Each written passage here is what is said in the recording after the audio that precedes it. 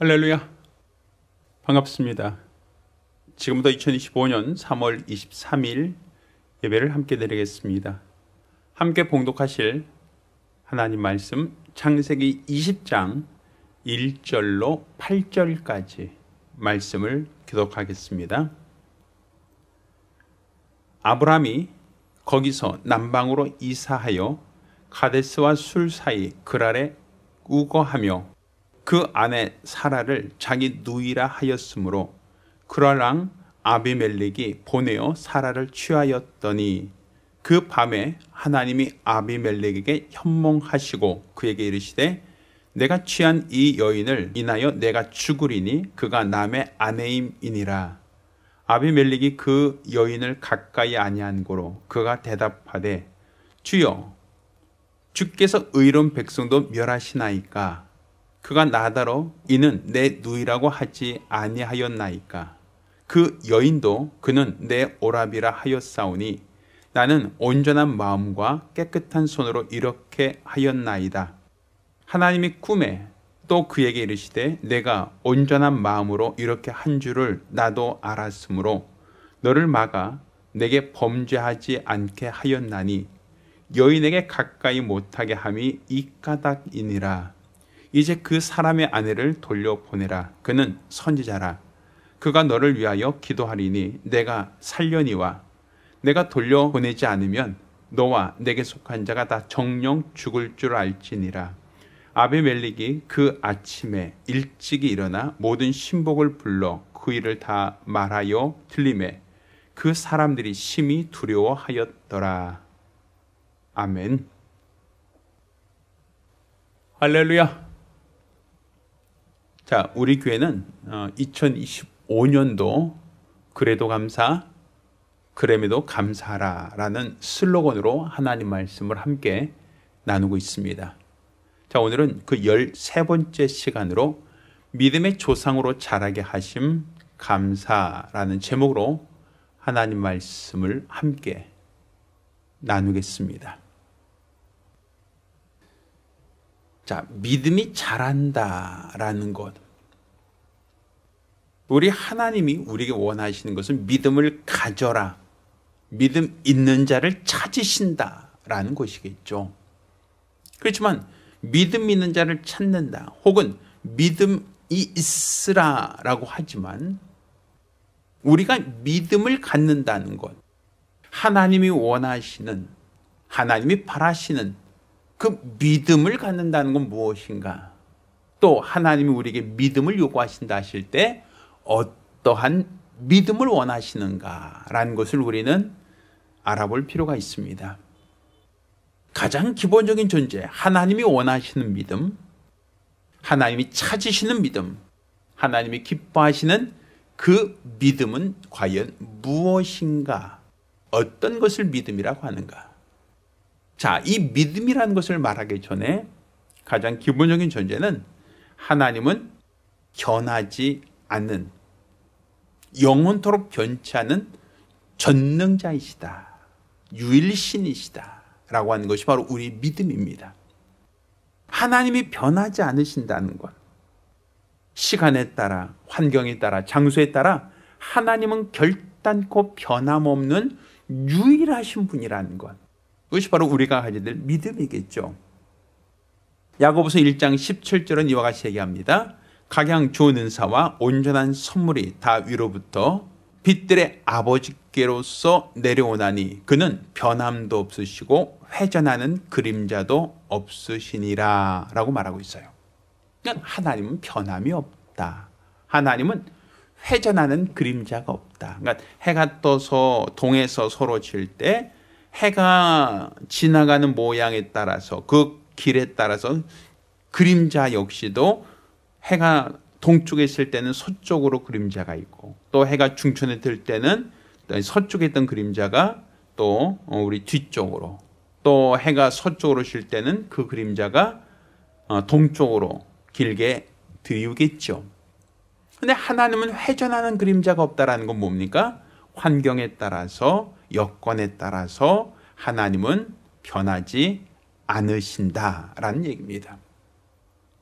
자, 이렇게 우리 하나님은 어떤 환경에도 어떤 여건에도 변하지 않는 분이신데 우리 인간은 변한단 말입니다.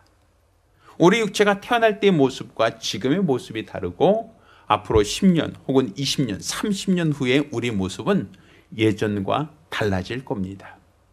이렇게 시간이 지남에 따라 우리 인간의 모습이 변한 것만이 아니라 우리 인간들은 생각이 변해요. 환경에 따라서 지금은 좋다라고 하지만 나중에는 싫다라고 할 수 있고, 지금은 싫어라고 하던 것도 나중에는 좋아라고 할 수도 있겠죠.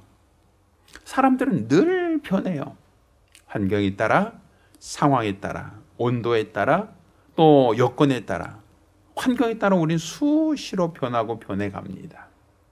이게 바로 우리 인간의 모습이죠. 자, 변하지 않는 하나님이 변하는 인간들에게 요구하시는 것은 어떤 믿음이겠는가?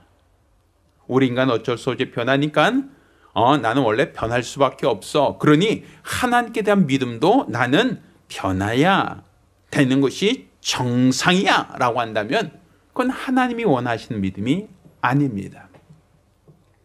하나님이 원하시는 믿음은 변하지 않는 믿음이에요. 내 육체도 변하고 내 생각도 변하고 세상의 모든 지식과 세상에 있는 모든 상식은 다 변할지라도 하나님이 원하시는 믿음은 변함없는 믿음. 어떠한 환경에도 어떠한 고난에도 어떠한 문제가 있더라도 결단코 변하지 않는 그와 같은 믿음을 찾으신다라는 거예요.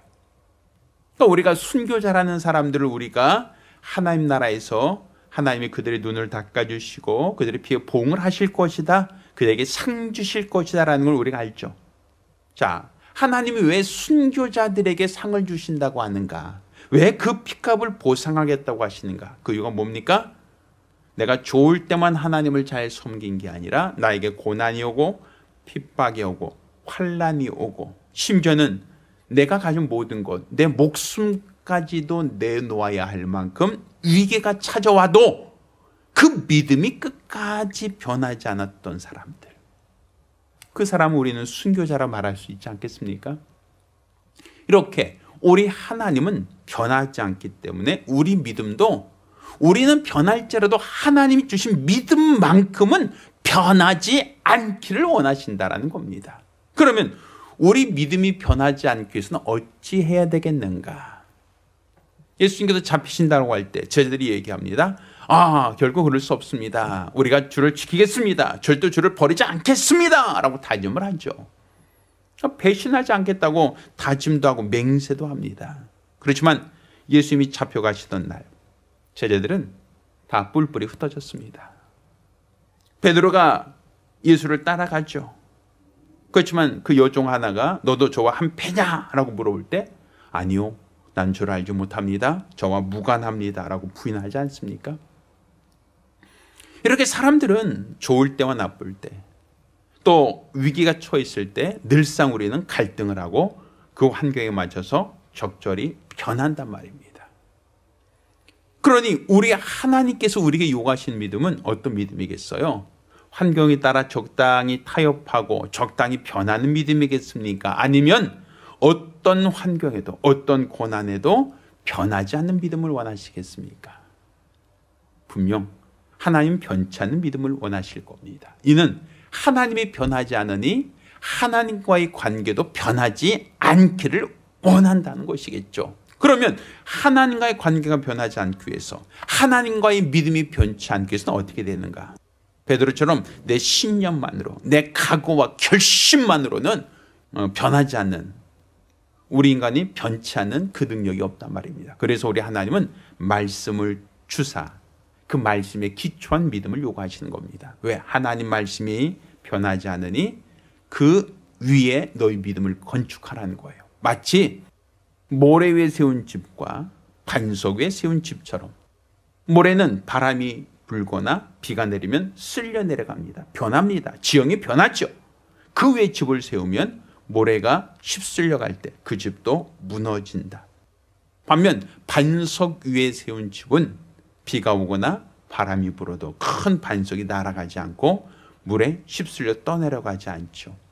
그러니 너의 믿음을 모래 위가 아니라 반석에 건축하라 라고 하는 얘기는 너희 믿음이 변하지 않는 하나님의 말씀에 기초하여 너희 믿음을 세워라. 너희 믿음을 건축하라는 거예요. 그러니 하나님이 원하시는 믿음, 하나님이 찾으시는 그 믿음은 결국 말씀에 기초한 믿음, 변함없는 하나님의 말씀에 기초한 순종, 그것을 우리 하나님이 기뻐하시고 하나님이 찾으시는 믿음이다라고 할 수 있습니다. 그러면 오늘 우리가 읽은 이 본문을 보면 믿음의 조상 아브라함에 대한 이야기가 나오죠. 그럼 믿음의 조상 아브라함은 변함없는 신앙, 어떤 환경에도 어떤 고난에도 절대로 타협하지 않는 그러한 담대하고 굳센 믿음을 갖고 있던 사람인가 하면 사실 처음부터 그런 믿음의 사람은 아니었다라는 거예요. 하나님이 처음 아브라함 부르실 때부터 그는 결코 변치 않는 믿음의 사람이 아니었다라는 것이죠. 자, 오늘 우리가 읽은 이 본문을 보면 아브라함이 얼마나 연약하고 얼마나 나약한 인간인가라는 걸 볼 수 있어요. 그는 환경에 따라서 변하고 또 환경에 따라서 실수도 하고 넘어지기도 하고 좌절하기도 합니다. 그렇지만 우리 하나님은 이렇게 연약한 인간을, 이렇게 나약한 아브라함을 믿음의 조상으로 세우기까지 그를 가르치고 양육하고 기르고 있다는 걸 우리가 볼 수 있어요. 따라서 우리가 연약한 자이고 우리도 부족한 자이고 우리도 실수도 많고 우리도 쉽게 넘어질 수밖에 없는 연약한 자들이지만 우리 주님의 장중에 붙들려 우리 주님이 우리를 양육하신다면 우리가 주님의 인도함 속에서 우리도 믿음이 자라날 수 있고 우리 역시도 흔들리지 않는 믿음, 견고한 믿음, 어떤 환경 속에서도 세상을 이기는 믿음의 사람이 될 수 있다라는 겁니다. 따라 저와 여러분 모두가 우리 하나님이 주신 말씀에 기초하여 믿음을 건축하고 어떤 환경에도 변치 않고 요동치 않는 믿음의 사람들이 되기를 예수 이름으로 부탁드립니다. 자, 그럼 가장 첫 번째, 하나님께 우리가 이 아브라함의 사건을 통해서 무엇을 감사하고 어떤 것을 감사할 것인가 라는 거예요. 자, 그중 가장 첫 번째는 하나님은 아브라함이 반복적인 실수를 범함에도 불구하고 그를 책망하지 않고 그 반복적인 실수를 통하여 믿음이 성장하는, 믿음이 자라는 계기로 삼으셨다라는 겁니다. 그렇죠. 우리가 감사할 첫 번째 감사의 제목이 됩니다. 자, 오늘 우리가 읽은 이 본문을 보면 아브라함이 연약한 모습, 실수하는 모습이 나오죠. 자, 그가 오늘 본문을 보면 이런 표현이 나와요. 자, 1절입니다. 20장 1절. 아브라함이 거기서 남방으로 이사하여 가데스와 술 사이 그랄에 우거하며 이렇게 돼 있어요. 자, 분명 우리가 지난주에도 말씀드렸지만 하나님이 아브라함에게 약속하는 복은 무엇이었습니까?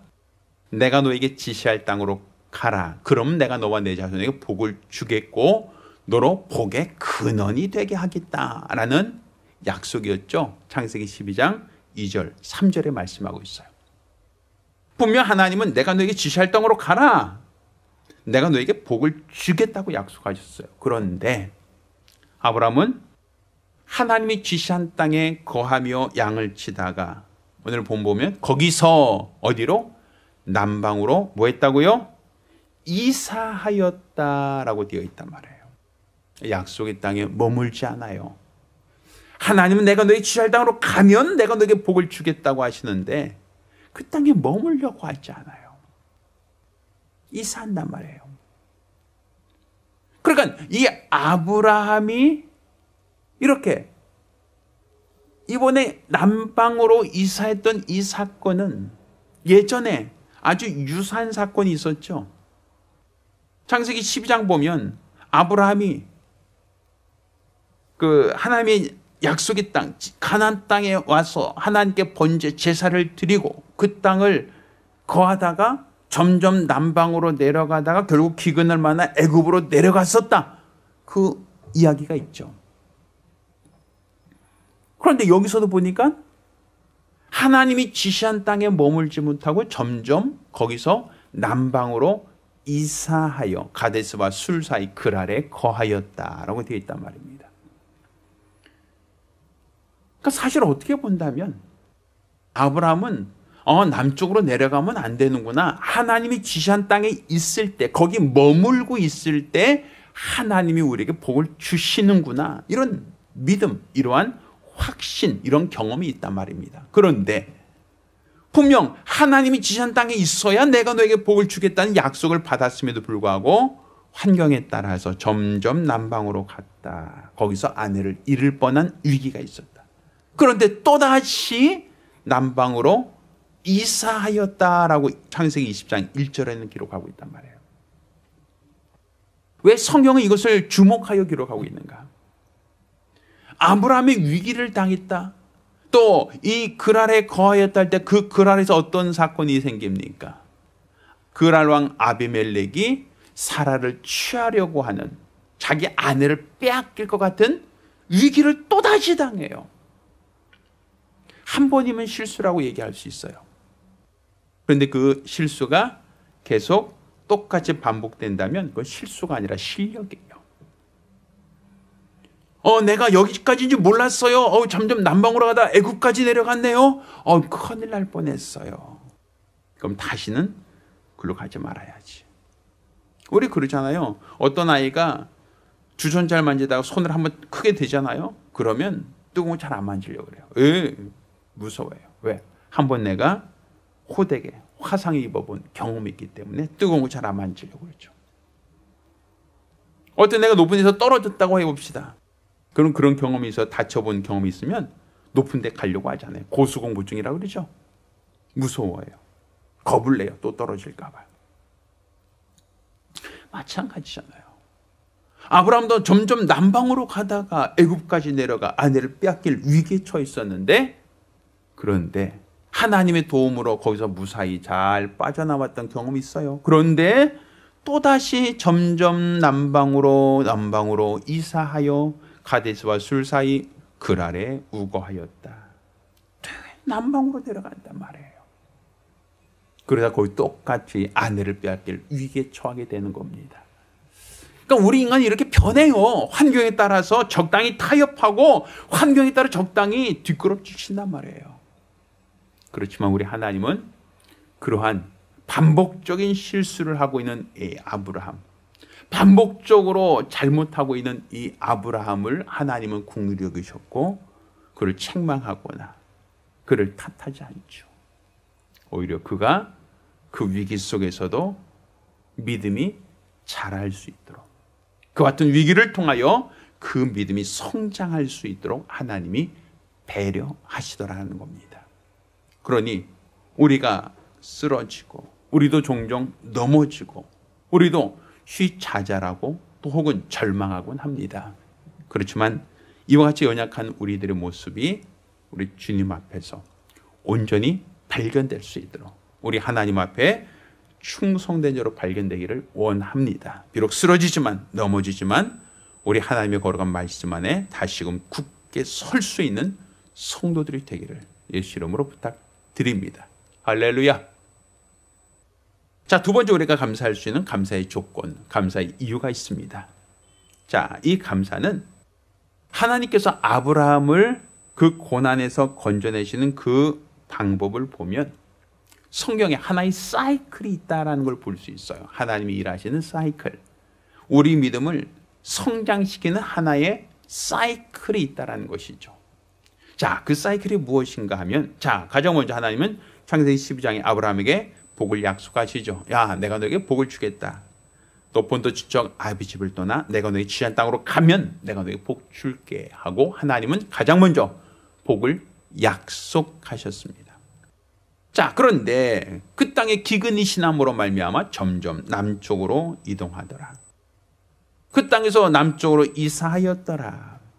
자, 어려운 환경 속에서 먹고 살기가 힘드니까, 풀이 적어서 양을 제대로 목양하기 어려우니까 그 풀을 찾아서 점점 더 남쪽으로 내려가다가 결국에는 그들이 하나님 말씀에 불순종하게 되더라라고 되어 있어요. 그러면 이렇게 불순종하는 아브라함이 어떤 일이 당합니까? 바로가 사라를 아내로 취하려고 했다. 위기죠. 또 여기도 그랄왕 아비멜렉이 사라를 아내로 취하려고 아브라함에게서 아내를 빼앗아갔다. 위기죠. 하나님 말씀에 불순종한 아브라함에게 위기가 찾아옵니다. 역경이 찾아와요. 고난이 찾아옵니다. 자, 그때 어떻게 됩니까? 하나님이 그 위기 속에서 하나님이 간섭하시고 하나님이 역사하신다는 거예요. 바로에게도 우리 하나님께서 친히 간섭하셨고, 오늘 본문의 아비멜렉에게도 하나님이 친히 간섭하여 아브라함의 아내를 다시금 돌려주게 하시죠. 결국 그들이 아브라함의 아내를 빼앗지 못하도록 하나님께서 간섭하시더라 이겁니다. 자, 이것을 통하여 아브라함은 그 위기에서 벗어나게 되고 다시금 이전의 하나님 말씀으로 회복되는 과정을 우리는 반복해서 볼 수 있어요. 그러니까 이게 하나의 사이클이에요. 어떤 사이클? 하나님 복을 약속하시고 그 약속하신 복을 순종할 때 복을 받지만 그렇지 못함으로써 그들에게 어려운 환경이 찾아오고, 또 이런 불순종으로 말미암아 위기가 도래하였을 때 하나님이 간섭하셔서 그 위기에서 건져주신다. 그러므로 말미암아 그들이 하나님께서 주시는 은혜로 회복하고 하나님께 감사하는 그러한 모습으로 그들이 변하죠. 그러니까 우리 신앙이 이와 같은 겁니다. 우리 모습도 이와 같아요. 이런 과정을 통하여 하나님은 우리 믿음이 아브라함처럼 조금씩 성장해 가기를 원하신다라는 거예요. 예전에 저 강원도에 보면 동굴이 있더라고요. 동굴을 보면 천장에서 물이 똑똑 떨어져요. 그러니까 물이 똑똑 떨어지는 그 모습 속에서 우리는 그 동굴에 물이 똑똑 떨어지는구나 라고 생각을 하죠. 그런데 그렇게 물이 똑똑 떨어지는 그 물방울 속에 석회석이라는 게 있어서 천장에서 물이 떨어지는 그 모양을 따라서 점점 돌이 자라요. 그리고 그 물이 똑똑 떨어지는 그 곳 바닥에 물이 떨어지니까 깊게 파일 것처럼 보이는데 거기도 땅에서 돌이 자라나요. 우린 그것을 석순이라고 하고 종류석이라고 하죠. 아니 어떻게 물이 떨어지는데 돌이 자라느냐 이거예요. 물이 한 방울 똑똑 떨어지는 그 물 속에 있는 석회석이 조금씩 굳어져서 종류석이 되고, 땅에서는 그 물방울이 똑똑 떨어진 그 자리에서 돌이 자라올라며 석순이 되고, 어느 한순간엔 그 둘이 만나서 하나의 큰 기둥처럼 되는 경우도 있더라 이겁니다. 그것처럼 우리 인간도 수많은 실수, 수많은 고난, 수많은 연약함을 경험하지만 하나님은 이러한 인간의 실수와 연약함을 통하여 우리 믿음이 한 발짝 한 발짝 성장할 수 있도록 하신다. 자라날 수 있도록 하신다는 거예요. 그러니 아브라함이 태어날 때부터 믿음의 조상, 아브라함이 태어날 때부터 아주 좋은 믿음의 조상이 아니라 아내를 빼앗길 것 같은 큰 위기를 반복해서 경험하는 이 과정들을 통해서 그는 믿음이 한 단계 성장할 수 있었다라고 볼 수 있고, 종국에는 독자를 드리는 믿음의 조상이 될 수 있었다라고 볼 수 있는 겁니다. 그러니 우리도 고난을 통해서 우리 믿음이 자라나야 됩니다. 고난이 있다 할지라도 그 고난이 우리를 쓰러뜨리고 넘어뜨리고 망가뜨리는 고난이 아니라 우리 믿음을 한 단계 더 성장시키고 진일보시키는 하나의 과정으로 우리가 볼 수 있다면 이 고난도 우리 믿음을 성장시키는, 우리 믿음을 자라나게 하는 하나님의 배려라고 볼 수 있는 겁니다. 저와 여러분 모두가 우리 앞에 고난이 오고 또 그 고난으로 인하여 때로는 쓰러지고 넘어진다 할지라도 좌절하거나 절망하지 말고 우리 믿음이 더 성장할 수 있는 기회로 삼기를 예수 이름으로 부탁드립니다. 자, 세 번째로 우리가 하나님께 감사할 수 있는 감사가 있습니다. 자, 그것은 우리 믿음을 성장시키는 방법으로서 하나님이 사용하신 방법인데, 연약하고 유약한 인간을 하나님께서 선지자다라고 하나님이 그에게 직분, 그를 인정해 주셨다라는 겁니다. 사실 아브라함은 같은 남자 입장에서 봤을 때도 좀 비겁해 보여요. 애굽에 내려갔을 때도 자기 아내를 내 누이입니다라고 거짓말하죠. 그래서 그 아내를 빼앗길 뻔한 위기가 있었잖아요. 그런데 이 아브라함이 이 그랄에서도 또다시 뭐라고 얘기합니까? 아까 읽었던 창세기 20장 1절 2절 보면 아브라함이 거기서 남방으로 이사하여 가데스와 술 사이 그랄에 우거하며 그 아내 사라를 자기 누이라 하였으므로 그랄랑 아비멜렉이 보내어 사라를 취하였더라, 이렇게 돼 있죠. 여기서 똑같은 실수를 반복해요. 아브라함은 애굽에서 바로에게 아내를 빼앗길 위기에 처했다가 하나님의 도우심으로 간신히 빠져나왔는데 또다시 남쪽으로 이사하여 그랄 땅에서 그 아내를 또다시 빼앗길 뻔한 위기에 처하게 되죠. 자, 그때 아브라함은 내 아내입니다 하고 아내를 지키지 않아요. 아내 뒤에 숨어버립니다. 아내로 인하여 자기를 죽일까 봐, 아내로 인하여 자기를 해치고 아내와 내 모든 걸 다 빼앗아갈까 봐 아버는 뭐라고 합니까? 내 누이입니다. 아내를 누이라고 속이고 거짓말하죠. 얼마나 비겁합니까? 얼마나 나약합니까? 얼마나 자신감이 없습니까? 아브라함의 모습 보면 과연 믿음의 조상이라 할 만해? 과연 믿음의 조상 맞긴 맞은 거야? 라고 할 만큼 그의 모습은 보잘것없고 유약한 모습으로 우리에게 비춰진단 말입니다. 자, 이렇게 연약한 아브라함, 이렇게 실수도 허물도 많은 이 아브라함, 그 아브라함을 하나님이 아비멜렉에게 뭐라고 얘기하는가? 무엇이라고 아비멜렉에게 얘기합니까? 자, 하나님께서는 뭐라고 얘기하냐면 그는 선지자다, 이렇게 얘기해요. 아비멜렉에게 선지자다라고 표현하고요. 그리고 아브라함이 기도해 줄 때 너의 그 죽음에서 벗어날 수 있고 또 너와 내 식솔들의 모든 닫힌 태가 열릴 것이다라는 걸 얘기하시죠. 그러니까 사실 어떻게 본다면 아브라함은 비겁하고 부족하고 겁쟁이에요. 위기가 있으면 마치 거북이가 툭 건들면 그 껍질 속으로 목이 훅 들어가 버리듯이 아브라함은 그렇게 숨어버려요. 자기가 위험할 것 같으면 아내 뒤에 쑥 숨어버려요. 아내가 어떻게 되든 뺏기든 말든 내가 살고 볼 일이야 하고서는 숨어버리고 도망가 버리잖아요. 그런데 하나님은 그렇게 비겁하고 그렇게 유약하고 연약한 아브라함에게 너는 선지자다 라고 얘기한다는 거죠. 자, 한번 찾아볼까요?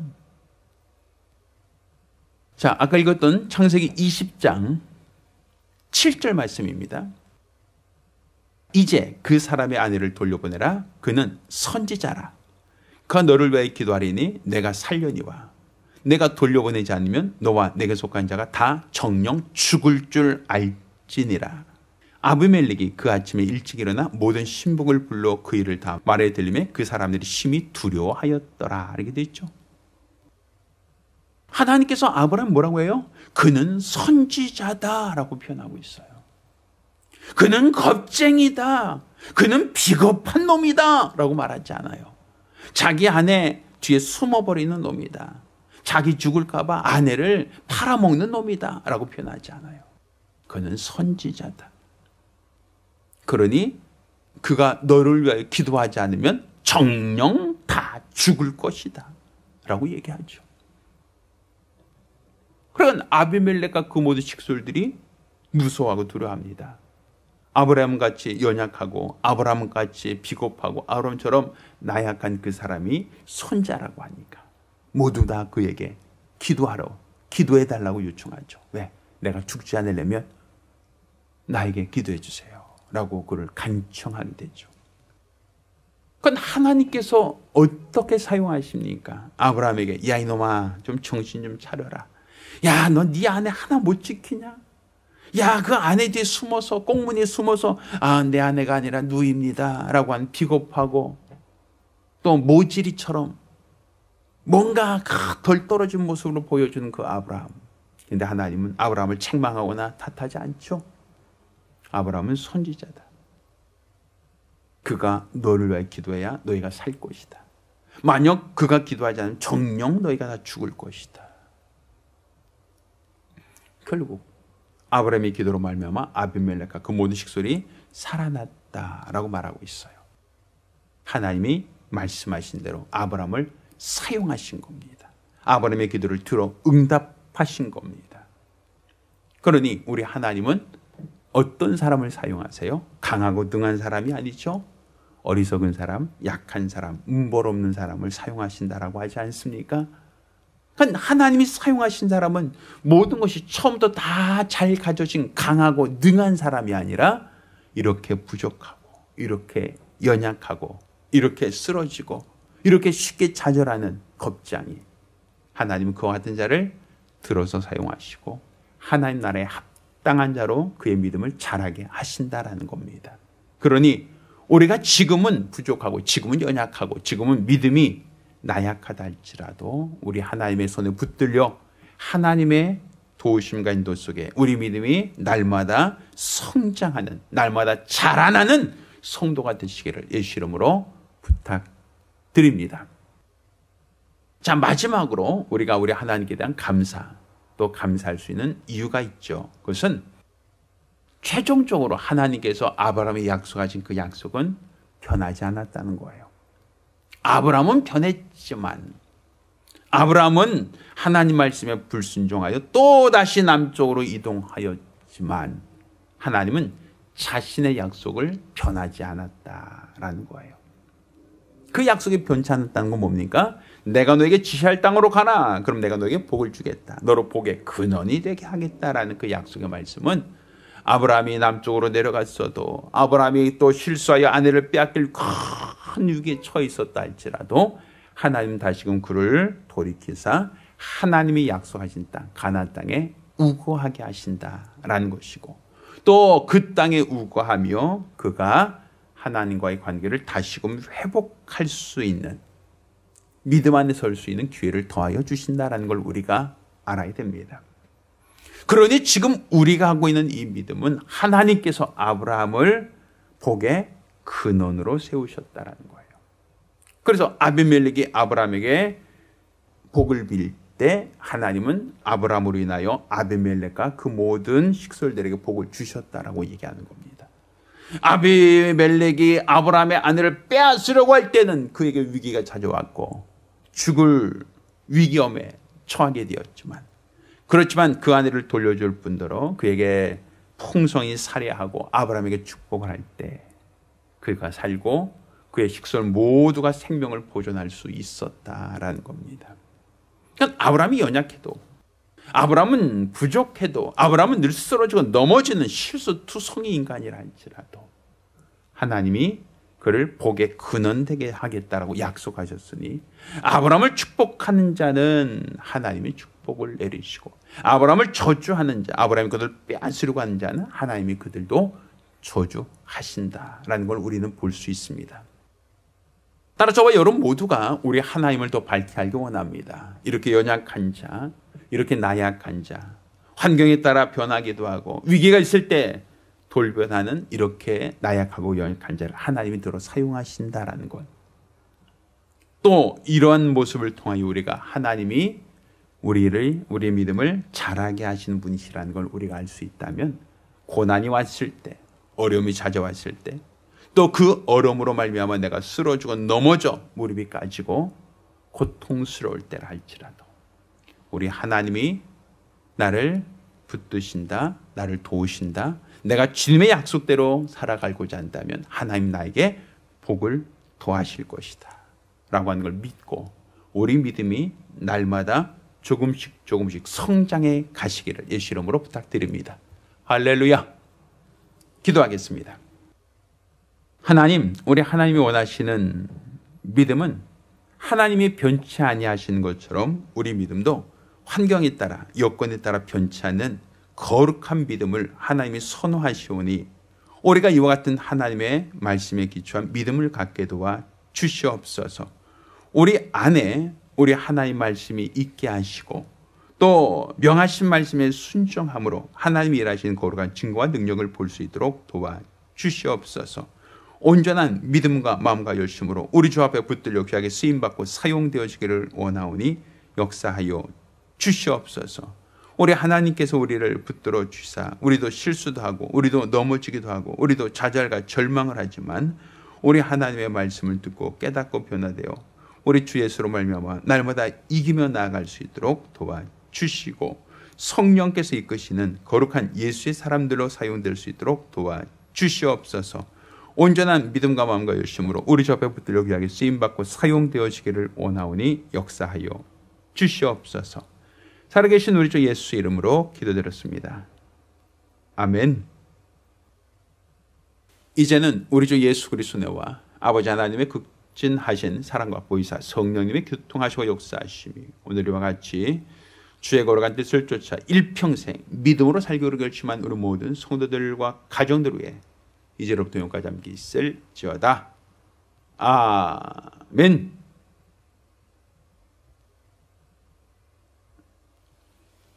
할렐루야. 사순절 기간입니다. 우리가 예수의 공로를 생각하며 그의 은혜로 말미암아 그의 공로로 말미암아 참 자유와 평안을 누리시기를 부탁드립니다. 이상입니다. 감사합니다.